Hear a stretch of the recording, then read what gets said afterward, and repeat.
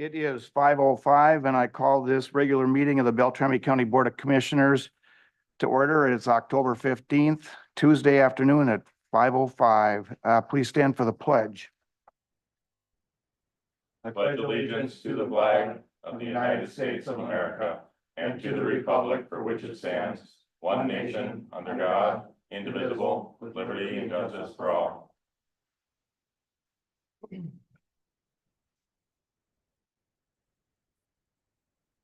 I don't normally have general comments, but I do this week.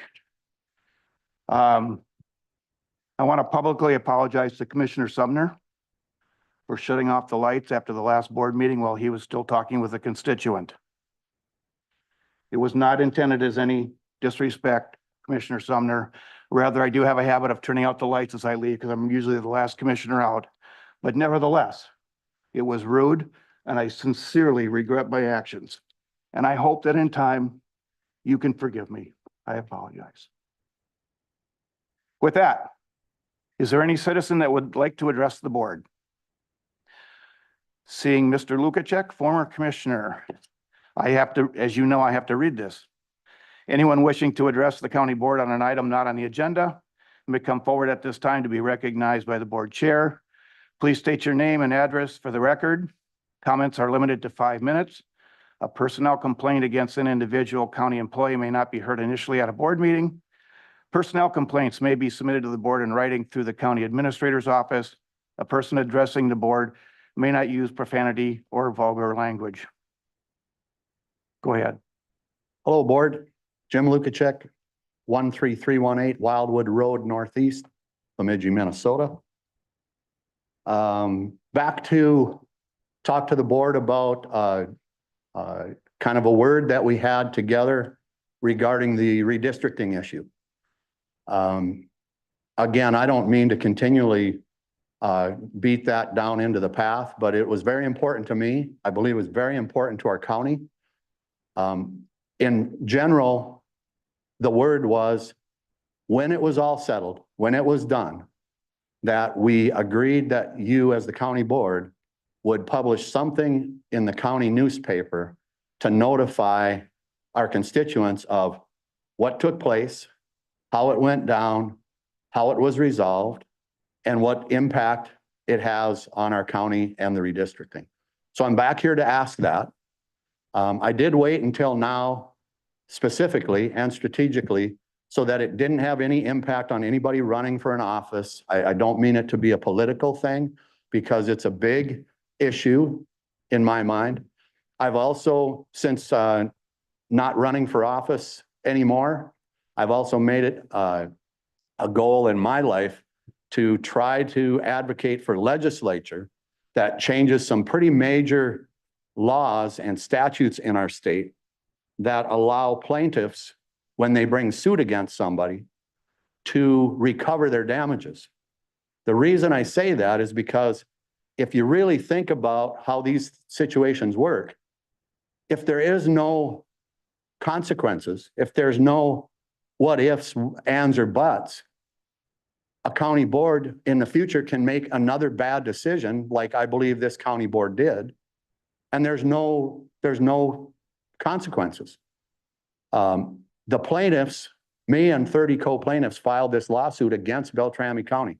And if you don't think that was tough for me to do after being an elected official for 14 years, to bring a lawsuit against the very board and the very county that I worked for and served to try to move forward, you're wrong. It was a very difficult decision. Me and my co-plaintiff spent $50,000, which we thought was the right decision to prove. And in 2 years, it took the judge. He agreed that he found in our behalf, but we didn't get a nickel back. We got nothing back. We asked for expenses. They denied that. We did not get any of our attorney fees. We got absolutely nothing. So we raised $40,000 and I personally put in $10,000 so that I put my money where my mouth is, as the old saying goes. And the disappointing part is in Minnesota, the statutes say that public officials and anybody that bring a suit, that are brought a suit against from plaintiffs, no consequences. The county board was covered by a taxpayer-paid attorney. I don't know how much that was. It was never disclosed. But the taxpayers had to pay for that bad decision, that 3-2 vote of redistricting that the judge ultimately found unanimously for our side of the case. So what I would ask this board to do, if you would, is the next newspaper won't come out until after the election. If you would just all agree to put an article in the newspaper, and I think it's that's a pretty substantial issue. It should go on the front page of the newspaper. And what I would suggest is that we have one of the 2 people that were appointed by the judge on the plaintiff's behalf. One of those 2, I believe, would be willing to write an article describing how the suit came about, what the middle was, how the judge decided, and the outcome. And I think that would be a good third party so that I'm not writing it. One of you isn't writing it, the commissioners that currently sit on that board, on that newspaper committee assignment. So that's what I ask today, respectfully. If you would do that, just to notify the constituents, I would truly appreciate that. Last time I was here, we kind of talked about that and said, well, we're not going to do anything until it's settled. The dust is all settled on that thing now. It's all taken care of. It's done, over. The redistricting's back in place. And again, it wasn't to keep my butt in one of those seats up there. That lawsuit was to keep our redistricting in a good situation. In 4 more years, 5 more years, when you have to reconsider this, whoever is sitting up there as a county board, it's going to be a lot easier to make that redistricting decision than had it gone the other way and stayed the other way. That's my personal opinion and belief. And the 14 years that I sat as a county commissioner, our redistricting was simple because it had been kept very simple and not moving a lot of parts around. So again, I appreciate some time from you. I would appreciate that gesture if you could ask one of those folks to write that article to the Beltrami County newspaper and just inform the constituents of Beltrami County what took place. And after 14 years, the definition of knowing when it's time to not be a commissioner anymore is when you call a commissioner and then send a text to say, I'm your constituent, I want to talk to you. And the response is, you idiot, I'm in a county boardroom. I can't talk to you right now. So after 14 years, you would have thought I'd have remembered the first and third Tuesday. I only made 315 of them, I believe. So anyway, thanks for your time. Good to see all of you. Thanks, Jim. Anyone else that would like to address the board? Mr. Marhulo. CT Marhula, 4524 Birchmont Drive Northeast, number 10. And I actually had 2 items, but now I have number 3. I wholly support Mr. Lukacek in that damages should be awarded, as this has nothing to do with the county, but I'll keep it under 5 minutes, Mr. Chairman. I had to sue the city of Bemidji to comply with the open meeting law, and they spent tons and tons and tons of city taxpayer money. And in the end, they lost. And our only option was to recover against the 2 innocent people who were sitting on the merit hearing board and took the advice of the city officials. So we chose not to pursue that avenue, not saying we even would have won, but definitely there should not be immunity. That's my endorsement of Mr. Lukacek's position. I didn't know he was coming. I do have 2 other things. A shout out here in your paper. You got an award for a reset program, national award. I just want to publicly say kudos, fantastic, great job by everyone involved. And this is something that no matter what your political stripes are, you can agree to make people healthy and whole, keep the community safer, and make them productive members. So great job to everyone involved. And then the second thing actually is the newspaper. I like the way you do it. It doesn't have size 8 credit card print in it. Some of us could read it. There's some white space and there's good information in here, but it's not a War and Peace novel. So kudos on the award and kudos on the newspaper. Keep up the good work. Thank you. Thank you, Mr. Marhula. With that, we have a motion for the agenda. And Mr. Chair, I'd like to make a motion. We approve the following changes to the agenda and to approve the agenda. With item 9A being the continuation of the summary of the high intensity drug trafficking area designation for Beltrami County and the surrounding area. And then for item 9B to be the administrator's report that we were not able to get to during the work session. So I'd make a motion that we approve the agenda with those additions and corrections. Very good. Is there a second? Is there any discussion? All those in favor say aye. Aye. Opposed? Motion passes. Do we have a motion for a consent agenda?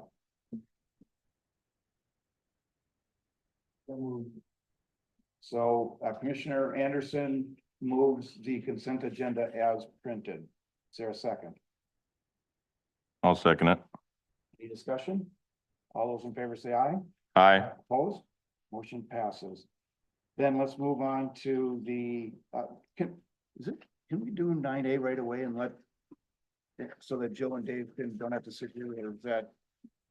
You should follow the agenda as it was Yeah. adopted. I'm Very sorry. good. It won't take us long. Yeah, that shouldn't take long. All right, so we move on to the MCIT voting delegate and alternate. Great. I am. Hello, good evening. Ann Schrader, HR Director here at Beltrami County. Just give you a quick overview of this agenda item. MCIT is our provider for risk management coverage. They work as a risk sharing pool for over 470 public entities, with about 80 of those being Minnesota counties. They provide the cost-effective solutions for our workers' comp, our liability and property coverage for any instances that come up. And each year, MCIT's Board of Directors holds an annual meeting. That meeting takes place this year in December, and also in this year, they are going to be voting in 3 members of the 9-member board. And with that, we currently have our delegate for our MCIT voting authority as Richard Anderson, and then our alternate is a former commissioner, which would need to be updated. So that's why I'm here tonight, to get that update so we can send that over to MCIT to have our voting authority for Beltrami County. One little tidbit to add, I did check in to see who is allowed to be on the voting delegate or authority for our county. It is just for, it's normally commissioners, but it could be appointed to staff members. There are a couple of those that are on there, mainly if it would be a administrator or an auditor treasurer. So with that, I will take direction on who the delegate and alternative will be. Craig, go ahead. Oh, I was wondering if Commissioner Anderson is planning on going to that? No, I'm not, I'm not planning on going, so Okay. I think we should get a new slate. Okay. So then, Commissioner Gould or Sumner that normally attend that stuff, do either of you have interest in that? No, not interested. Is it on approved committee list? No, I was kidding. No, this is actually during the same time as the AMC event, and as far as I know, I'm the only commissioner that attends, so I really don't have no interest, but I would, make a recommendation that our administrator and or county attorney, auditor treasurer be appointed. Because I do know that there are a few others, administrators and auditor treasurers that fulfill that role. So I think that's if there is no interest, maybe that is our recommendation. So maybe, Ann, maybe you could, do you if you've been here long enough to know. Can they Zoom into these meetings or what, do you have to be there in person? How does all that work? Do you know? Yeah, I looked into a little bit, I did not check on that specifically, but I did look back to see when they did their last one was in 2022. And it looked like all the members were there. So I think, Richard, you were there because you were on the, Right. um, in, And it on the has list. been in person. So, With annual meeting. right. But I also think that if there's any department chair that goes on a regular basis, I think that would suffice also for us because the amount of money that we pay for that protection is significant. And it would be nice if, rather than have to make a special trip down just to go to that meeting, I think, one of our department chairs that does go down could handle that easy. Well, let me send that over to Administrator Barry to see how he feels about administration taking on that role. Thank you, Mr. Chair. We wouldn't have any problem taking on the role. The challenge, I think, would be making sure that if there is a conflict between AMC's conference and MCIT's conference, there could be an issue about trying to be in both places at the same time. Commissioner Sumner, No, are you the- suggesting it- they're at the same time? They are at the same time, but there is usually no conflict. Okay, That was my It's- understanding yeah. as well, is that they do it at that time, scheduled a little bit differently time-wise, but so that people are already there, so they don't have to make a separate. trip, Yeah, right? so for example, I'm on the Tribal Relations Forum. We meet Sunday just prior to the annual conference, but because we're already gonna be there, that's how they try to schedule. Mm. So it could be prior to the conference, or somewhere in between where there really isn't a conflict in scheduling. very good. And I've been on the committee, as you mentioned, and it's usually, they must scrutinize it pretty carefully because I've not had a conflict with Health and Human Services. So they do it at a different time. So if you're agreeable, I agree with Commissioner Sumner. I think maybe it would be a great idea if either you or Jody would want to fill that role. I mean, we could always have a commissioner as an alternate, but and in fact, I'm actually have an interest in this area just because of my background, but I wasn't planning on attending, so Well, I think at least for this year, I don't know where the county auditor treasurer will be on this. So I can't speak as to whether or not you'd want to have her as an alternate. I think we'd want to get her input before we asked.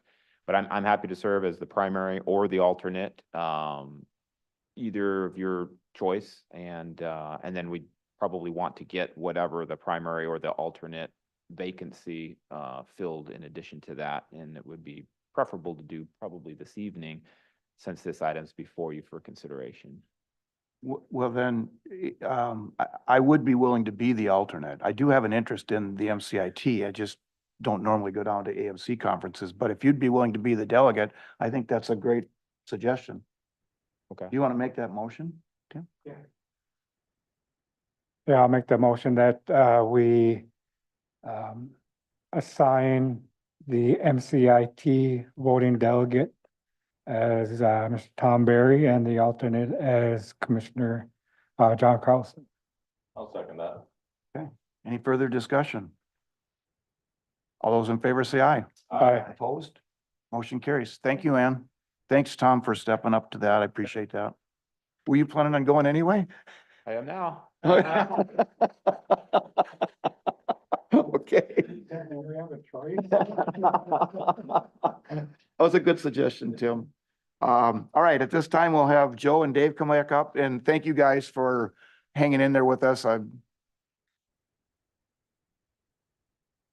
Because I really didn't want to cut you up. I really wanted to see the whole presentation. You guys put a lot No. of work into it, and it's great, so. Thank you to the board for the extra time here to discuss it. For the sake of brevity, we'll kind of get through it a little bit quicker, but I mean, obviously, I think we got our point across, regarding the amount of drugs that are being seized in Beltrami County and the work that's being done to combat drug trafficking.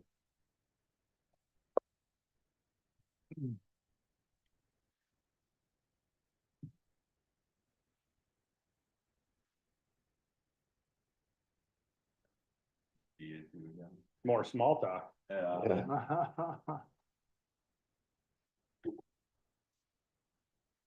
Well, we found out Dave was really good at small talk, so it's like that was a great time filler. If you're in the radio business, you don't want dead airspace, right? Yeah, gift of gab.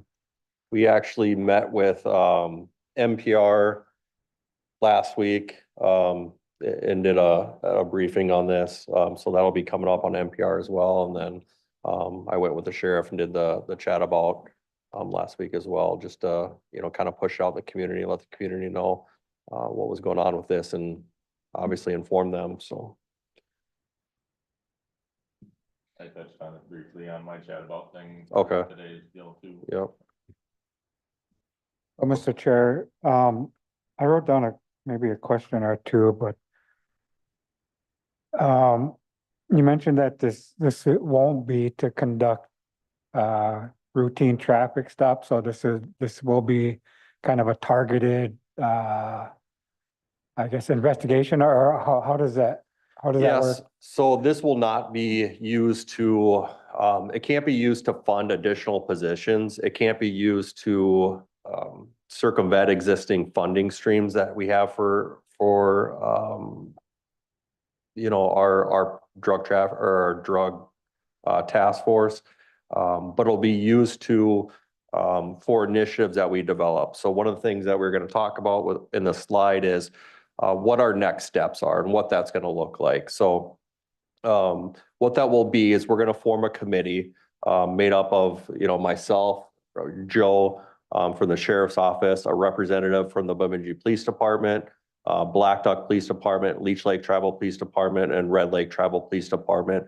Well, we'll meet together and discuss initiatives that we want to seek additional funding for to improve our ability to combat drug trafficking. So it'll be an all hands teams approach.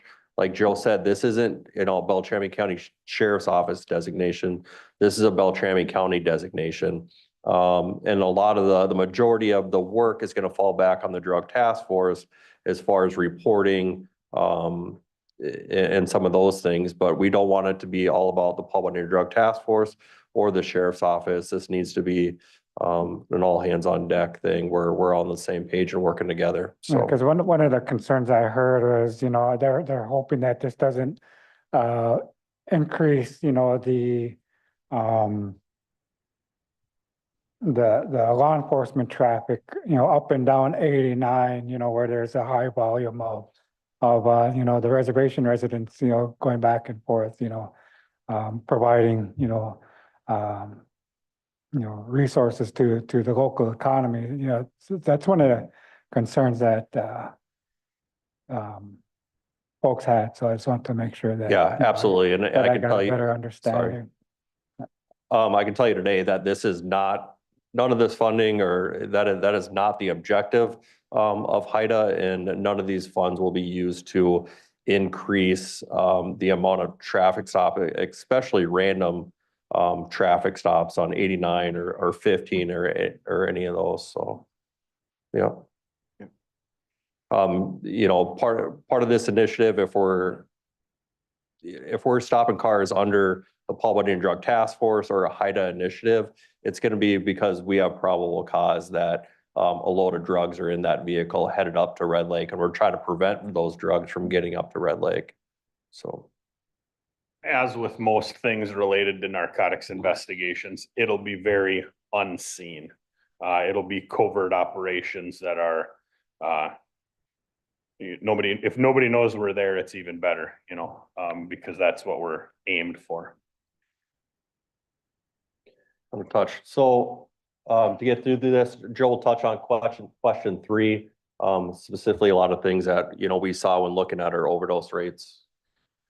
So question 3 is probably the most kind of jaw-dropping. Does the drug problem have a significant impact on our community? And the answer is absolutely. And there were several things we looked at. Number 1 being overdose rates. Which one pushes it? Got it. So these are, and I've presented these basic numbers before, but Fatal overdoses from 2000 to 2019, we averaged 1.85. Some years it was 0, some years it was as much as 5, but it was under 5 that whole about 20 years. 2020, we had 15 fatal overdoses between the sheriff's office and the police department. 2021, that number was 24. And by this point in time, we're really, we're standing on a soapbox every chance we can. And then the collaboration with Red Lake really set in, and we started tracking numbers together. In 2022, that number was 32. 32 people died of fentanyl or heroin overdoses in Beltrami County, including Red Lake. Hold on, don't go through them all.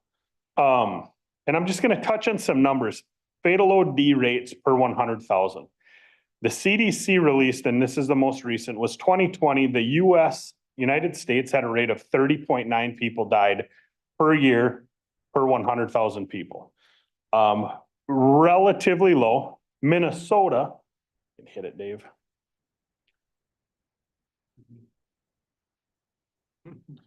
I'm just gonna go through it because. Well, leave the net. So Minnesota had a number of 17.6, lower than the national average.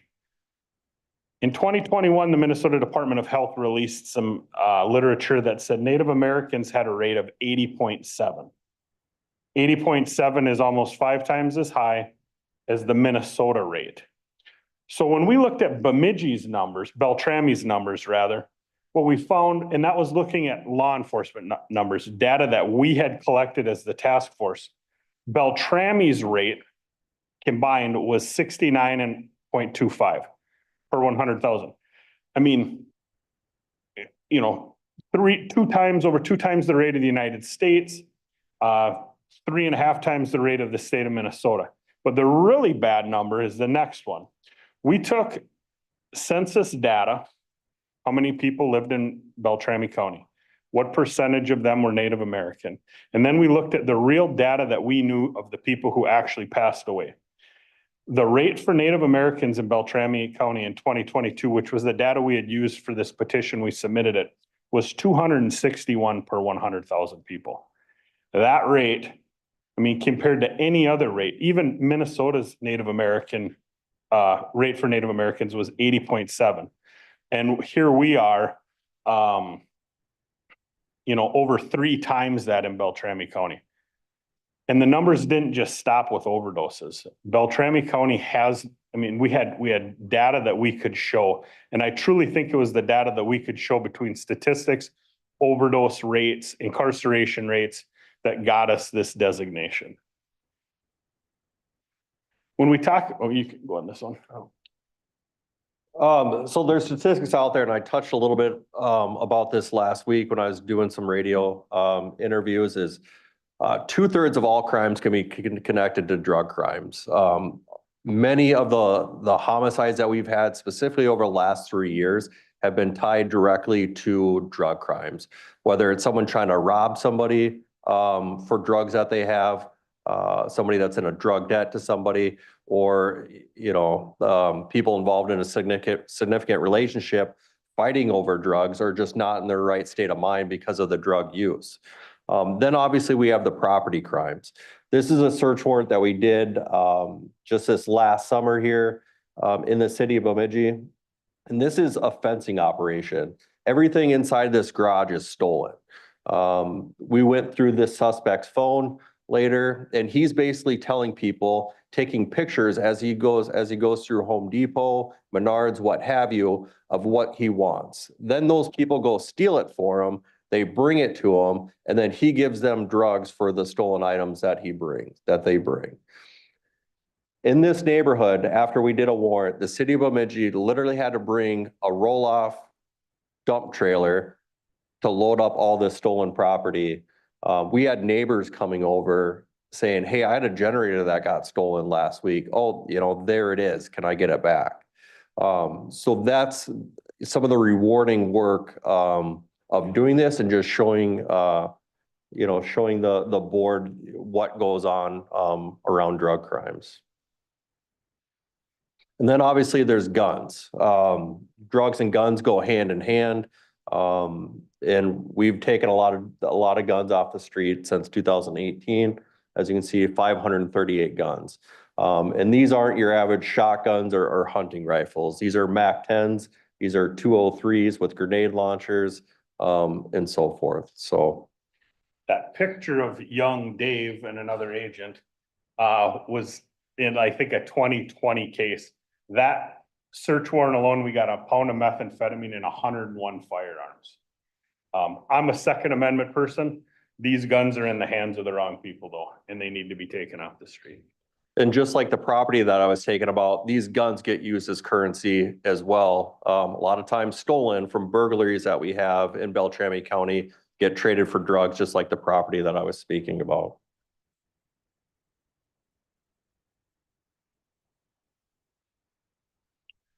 Question 4, obviously how, the increase in federal resources will help us in our area. Again, just touch on, we already had the partnerships we feel that was setting us up in the best position possible. Whether that's our federal partners with the FBI, the Minnesota Bureau of Criminal Apprehension, we work very closely, and to include the Red Lake Drug Task Force up there, and obviously the Paul Bunyan Drug Task Force.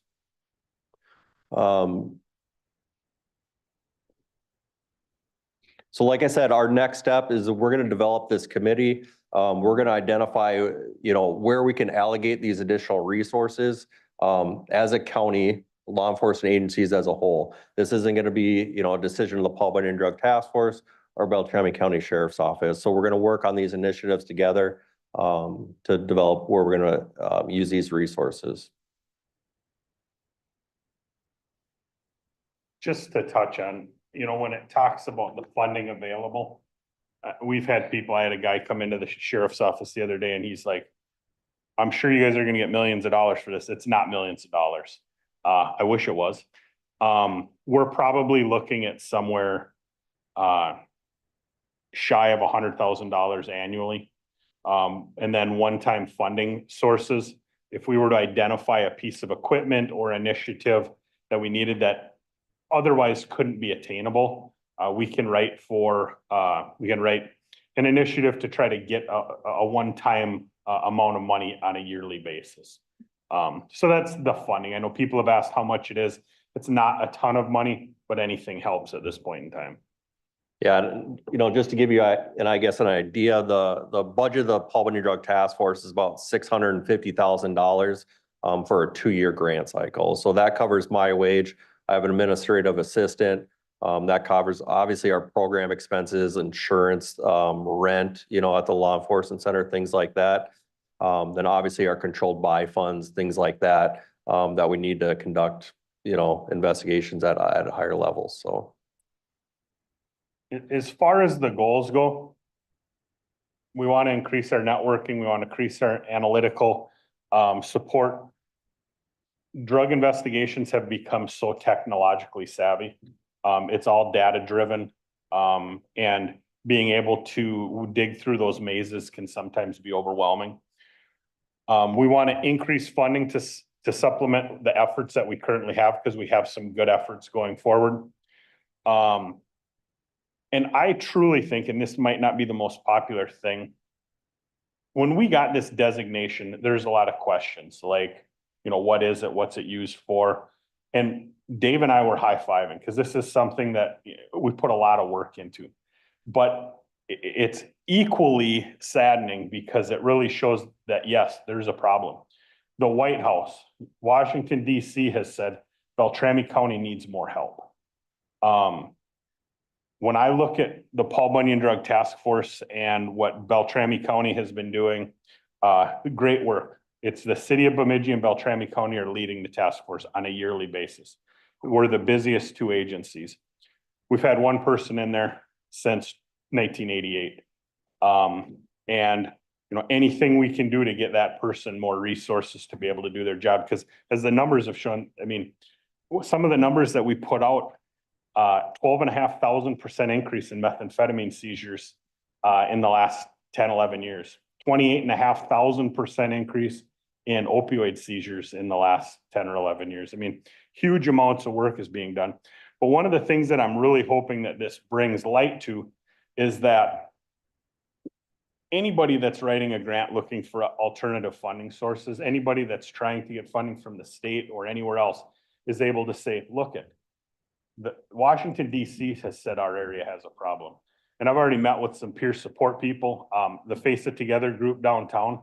I went in there and I talked to them the other day and I said, let me know if you need stats. I mean, let me know if you need verbiage for any grant you guys are writing, because this speaks highly. There's only 7, well, now there's 9 counties in the state.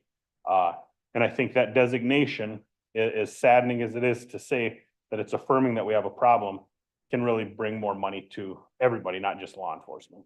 Right. And as cliche as it sounds, I mean, Joe said it a million times, I've said it a million times, we can't arrest our way out of this epidemic. This has to be a community approach, whether it's peer support, diversion programs. The more that those programs are successful with taking users away, the less problem that we're going to have. The less demand that we have in our community, the less we're going to see individuals coming up here trying to sell it because the demand's not there. So when those programs are successful, we're going to be successful and vice versa. That's all we have for our presentation. Questions for Joe or Dave? Jim? Does the regional zone that we're in for this with Wisconsin, is there any like bureaucratic hurdles, like if you need to deal with Fargo on a case, or not really? No, and the HIDA is just us and Wisconsin as far as that's the funding stream. As far as the task force, being on the state task force, these guys, the agents have jurisdiction throughout the state through this statute that's set up for these violent crime enforcement teams. But also most of the people are partnered with the FBI. So when a case goes to Fargo, when a case crosses a jurisdictional line, it's seamless. Yeah, and even the state agencies, you know, ours being the Minnesota Bureau of Criminal Apprehension, then, you know, North Dakota's being the BCI. I mean, they work great together too. I've personally been over in North Dakota several times, doing operations over there for our cases from Minnesota, you know, drug trafficking organizations from Minneapolis, St. Paul, you know, that are affecting our region up here too, are also affecting, you know, areas of North Dakota and reservations over there. Plus, we like doing things over in North Dakota because, you know, technically they have, you know, their U.S. Attorney's Office is a little bit more aggressive up there. So, you know, that's kind of some of the things that we have to think about during those cases, but. Thank you. Thank you, Mr. Chair. So, a couple of different things. I was wondering how much funding was available, and I think you've answered that. So this is an annual thing for how many years, or is it? Once we receive the designation, we're designated, and maybe we could have been a little bit, in hindsight, a little bit more specific on that. So right now we've got the designation, so we're designated as a HIDA. We have to come up with an initiatives of funding. So whether that initiative would be funding the Paul Bunyan Drug Task Force, and those are re-upped every year. And so currently it would be submitted. We would say, hey, we would like X amount of money for this initiative. That'd be approved by the Minnesota Council of HIDA, which is made up of the CLEOs of those 9 jurisdictions. And then from there, it would be sent to Milwaukee, who would say, yes, we're going to fund that. So it's indefinite is that we're HIDA, but the funding is on a year-to-year basis. Okay, so I was going to ask, how long does this HIDA designation, you know, last? So that's one of my questions. And there was mention of guns, you know, seizure of you know, firearms. Kind of curious, what happens to the firearms? How are they disposed of? A lot of times we submit them for forfeiture under Minnesota's forfeiture laws, and we'll sell them to someone with a you know, federal firearms license. Okay. Some of them, not all of them. Those 101 guns is a prime example. There were a lot of high-end hunting rifles on there. So what we do is we submit a request for people to put in a bid for them on an auction site, not an auction site, auction style, and it's sold to an FFL. Saturday night specials, assault rifles, things like that, they're brought to the BCA and they're destroyed. Okay. I was just wondering, if we could, create some sort of funding stream to kind of help offset some costs for, for the sheriff's office or make a donation to, some charitable organization. And we do that, Commissioner. So we have a program income account through the Paul Bundy Drug Task Force where all of the forfeitures that are made under the task force come into, and that, gets used to help supplement equipment and other things that we Okay. need on the task force. Okay, thank you. And my final question, Mr. Chair, is you mentioned in your question 3, the effects or something to the effect of the user. And I do appreciate, the job you guys are doing, because I'm in total support of getting, these drugs off the street because they're affecting a lot of people. And but those are the ones that are affected, I'm really a bit concerned about is like, well, what happens, if their supply chain is, interrupted or stopped, are they gonna, look for other ways or other drugs? How are they affected? And is there help you are offering to kind of help them all? I mean, I'm just thinking, if the supply chain is cut off, people are, what are the effects, I guess? Yeah, so with that, hopefully, one of the things that we had to do within the last couple of years with the legislative change is make sure, like, if we're working with people or people are trying to help us that are users themselves, that we're making sure that they're aware of the resources that are out there to help them. That's something that we have to do per the Violent Crime Commission Council that oversees task forces now. That's a rule that they came up with. But hopefully, I guess my hope, and I'm not going to speak for Joe, but, really cutting into the supply chain, hopefully we're pushing people towards treatment, towards methadone programs, towards Suboxone programs, and those resources that are out there for them that they may not be ready for yet because they still have drugs readily available. Hopefully if they don't have those readily available, then it's going to say, hey, I think it's time maybe I get into some of these programs. Okay, thank you. Thank you, Mr. Chair. Questions? Guys, thank you very much for indulging us with having to hold you over and everything else, but I really appreciate the presentation. Thank you. Thank you. For your time. Thank you. With that, we'll move on to the administrator's report. Thank you, Mr. Chair. Just a couple updates for you this evening. As you know, I sit on the Airport Affairs Council now, and want to just brief you on the work that the council is doing. We're undertaking airport visioning exercise currently to help the airport develop a mission and revised mission and vision statements, and also identify various focal areas to help identify resources and efforts in promoting the attainment of both the vision and the mission. This work is involving the board. The board will get this latest update at its next meeting, and then provide guidance and feedback to the committee, and we'll go back and take it from there. But essentially, want to let you know that work is going to be ongoing. It's going to take some time to get through, sort of the work of putting this document together. And really, we're just kind of getting started. So be a lot more to brief you on, and information I'm sure you'll get from the members of the board that serve on that, the airport authority. Additionally, the legislative platform is soon to be developed for the county, and I'll be working on that over the next several weeks or so. I just wanted to let you know if you had any items or concerns or issues that you'd like to see included on that list, just go ahead and forward those to me at your earliest convenience. Make sure I get those written down. I'll be working with the staff as well, and probably in November, we'll be able to share with you maybe our first draft and have you have a look at that and give us additional feedback. But in the interim, if you have anything that we should be looking at or paying particular attention to, appreciate that heads up. Also wanted to let you know that we'll want to be talking about whether or not you would like to keep the lobbyists that we've used the last couple of years, retain them. I've talked with them, and they'll honor the same contract terms, length and dollar figures that we have been able to enjoy the last couple of years, so appreciate their assistance there. But we don't need an answer this evening, but would be something that we'll want to be prepared for discussion maybe at the next meeting or so when we bring up the legislative platform. I'll just let you know now that that has been budgeted for and is included in the budget for next year. So if you choose not to move forward with it, we can pull that out of the budget, but right now it's currently included.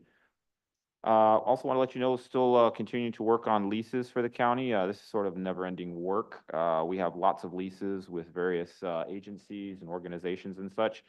Currently, right now, working to try to seek an equitable adjustment and lease amendment with the GSA office. That's the federal agency. This process is very long and it's uncertain. But essentially it involves the occupation of some space in our lobby that's actually not included in the lease for security equipment. So we want to get that sort of tidied up and addressed, and then also denied access to a janitorial closet that's included within the space as well. So what we're trying to do here is just make sure that our leases do represent actual lease space and that we're getting all of the rent that's due to the county based upon the use that the tenant is occupying. So I don't know, can't really tell you how long that process is going to take. I've been informed many, many months, and I can't tell you with any certainty at all how it's going to go. But fortunately, it's a small amount, but we do want to keep the leases reflective of what's actually happening on the ground. In some good news, we are just about ready to bring forward a lease to you for the Minnesota Indian Affairs Council, who we believe, if things go well, will be occupying the new, well, not new, but the old Northwoods Caregivers location in the Community Services Center. So that's right across from the Veterans Office that you might recall, about 1,000 square feet there or so. So it'd be nice to get that space leased. That space that I was a little concerned about because it is in an interior, space, really no windows, a little bit harder to lease, but it seems like it might fit very well for the potential tenant. Just a couple reminders. I mentioned to you last time we met that open enrollment is underway. If you haven't yet taken care of that and you get benefits from the county, you'll want to make sure you do that before the end of the month. So there's still sufficient time for that. Also, one other reminder, I'll be covering the next chat about on November the 12th. That was the schedule we worked out, I think, a month or so ago. So just a reminder about that. And then two important dates. The first is this afternoon at 6 o'clock. There's going to be an opioid settlement community meeting update in this room. It is optional for attendance, not a board meeting. But if you're interested, that'll start at 6. And then just another reminder that the next board meeting is going to be a few weeks off, actually. Typically, we do this every other week, but of course we have 5 Tuesdays in this month, and so that's going to add an additional week. And then the start of next month, the first Tuesday is the election, and so that had already been set in our schedule to push that meeting off to the following. So that'll tee us up for a November 12th and then a November 19th meeting. So back-to-back weeks. So it'll be a quick turnaround. But just want to remind you of that. So we won't have our next board meeting until November the 12th. Cross our fingers, we don't need to do anything urgent between now and then. Have to schedule a special meeting, but I think we should be okay. That's all I have for you, but I'll stand for any questions you might have. Questions for Tom? No? Okay. Thank you. Thanks, Tom. Let's combine any legislative lobbying and commissioners report all in one. Joe, anything? Just a couple of meetings recently, BICAP Board of Directors, and committee meetings. The main takeaway there is, we're gonna be starting a thrift store to kind of, create some additional revenue for the organization. That'll be in the, Walker building. And then, Amy mentioned Shack. We were, down there in St. Cloud, for 2 days last week. And, the main thing there was, the plug that we got for the reset program from the MDH commissioner. So that was really good. Awesome.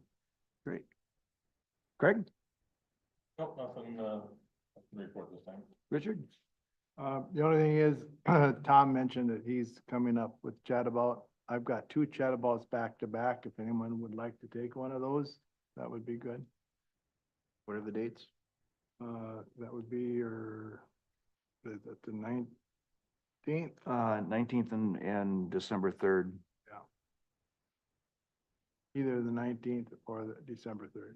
You know, I'm thinking that with you not running again, that the public really probably would like to hear from you a couple of times on your way out the door. I tell you what, I'll keep it, but if I run into an obstacle, I'll let you know. It'll give you a chance to say your farewells Yeah. to the community on Chattabout, right? That's what I'm trying to avoid. Anything else? Tim? Well, speaking of chat about, I think in the past, when commissioners were retiring, that was not the last show of the year, so maybe you might have, what, three in a row, so. Well, You guys are nice. maybe, Tim, that's a good suggestion. Maybe what Richard and I should do is swap so he doesn't have back to back. Yeah, He there gets you the go. last one. I'll swap with you. So I'll take the one on the, December 3rd. yeah, I'll take December 3rd and then you take December 17th. How's that? Perfect. Good idea. Thank you. Nothing to Alright. report tonight. I've had a number of meetings, nothing earth-shaking, Prime West with Richard. I did attend the MRC annual meeting in Alexandria on October. And we went over, basically it was pretty much looking at the legislative agendas. And it was a good meeting, went the entire time. We had Craig and I were at the Bemidji Beltrami County Transit Board meeting. I was at the Airport Affairs Council that Tom was talking about. That was some really excellent work. That it was a committee of that committee that's working on vision and mission statement. They're doing some great work. And then Richard and I were at we had a Zoom meeting with Prime West regarding the methadone non-emergency medical transportation issue that's in town, and we're still trying to figure out some ways to resolve that, and I guess just stay tuned. I also went to the Turtle River Watershed meeting, and had some constituents meeting about the Birchmont Beach Road project. So with that, anybody else have anything? And I'll just remind everybody again, just a reminder from what Tom just said, that our next meeting is not until November 12th. And that Tom does have the chat about on 12th. Richard and I will do that swap on the chat about, right? Okay, otherwise, anybody want to make a motion to adjourn? Adjourn. Is there a second? Second. All in favor? Aye. Opposed? We're adjourned.